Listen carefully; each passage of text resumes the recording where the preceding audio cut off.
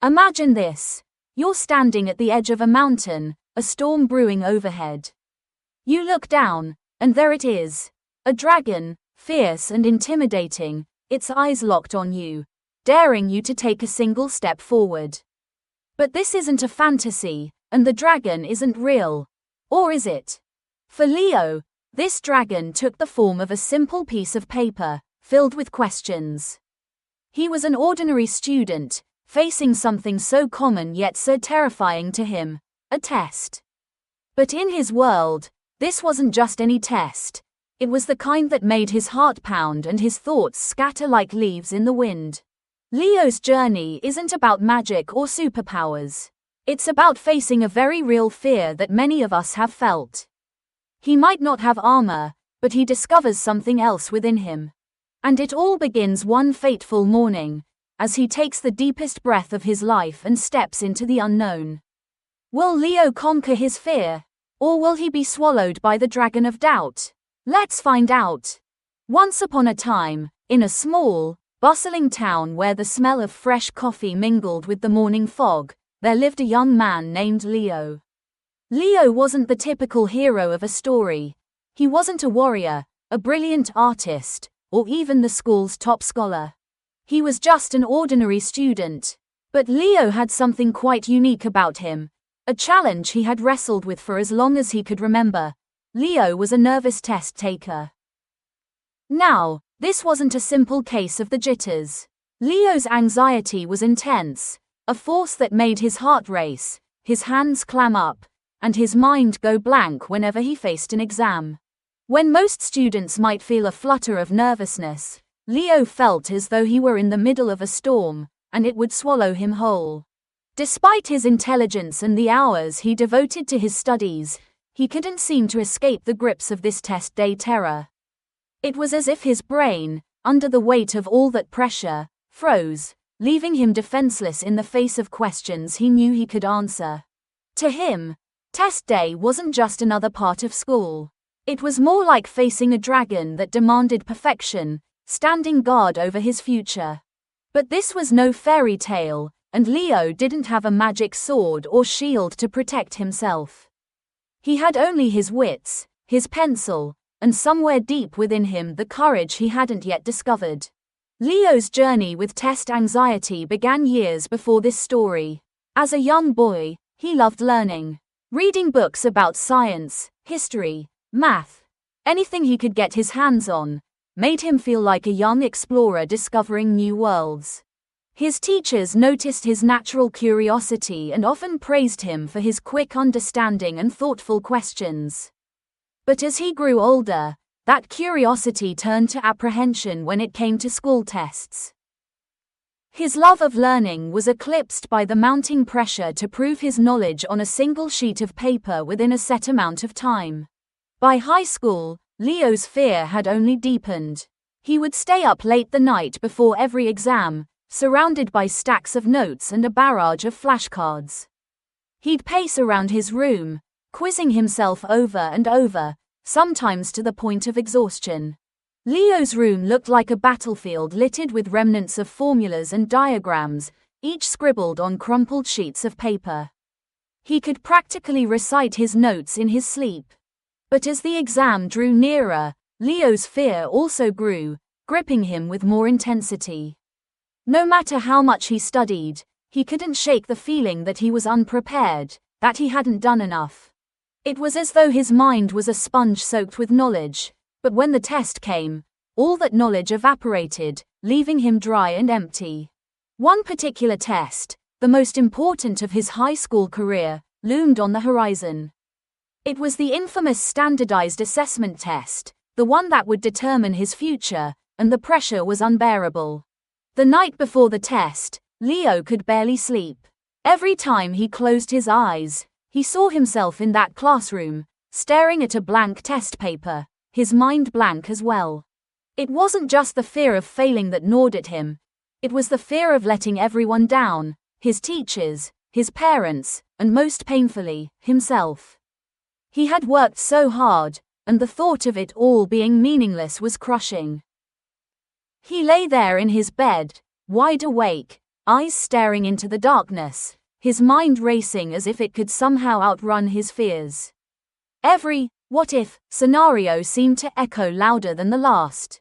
Just when he thought he was entirely lost in his worries, his mother entered his room, sensing something was wrong. She sat down beside him and gently placed a hand on his shoulder, saying, "Leo, I've been where you are now."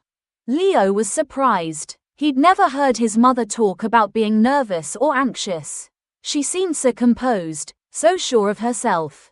But that night, she shared a story from her own school days, a time when she too had been gripped by fear and self-doubt.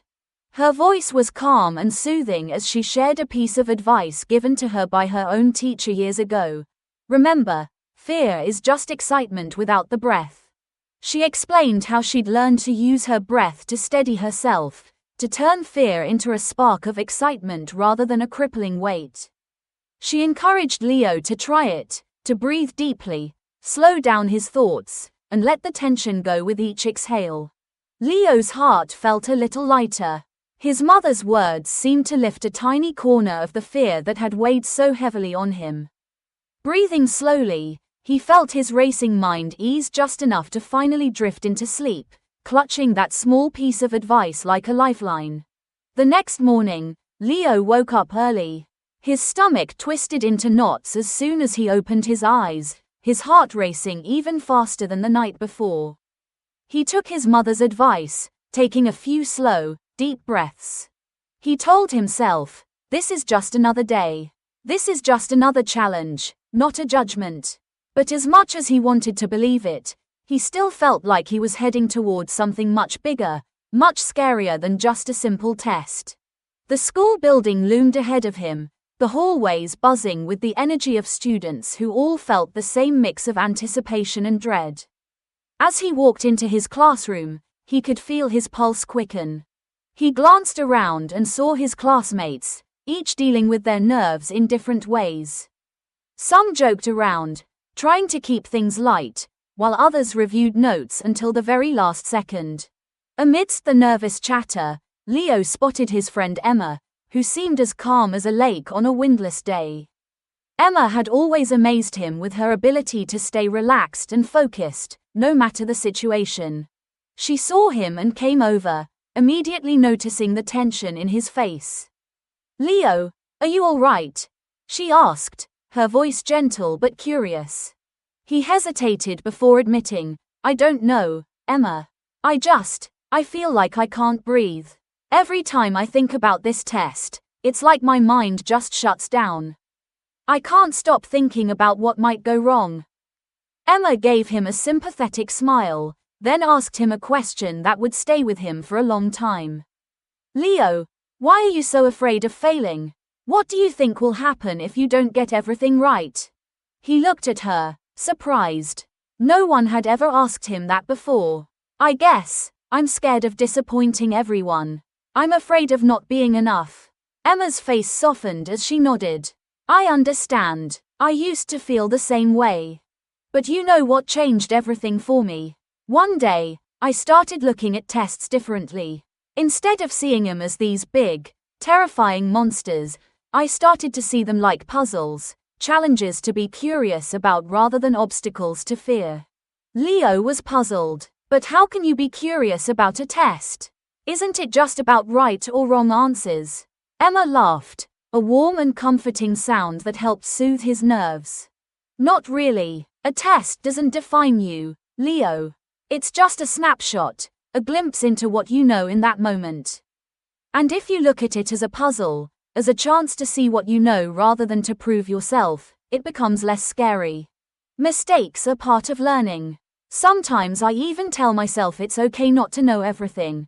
It's more important that I'm doing my best, being curious, and enjoying the challenge."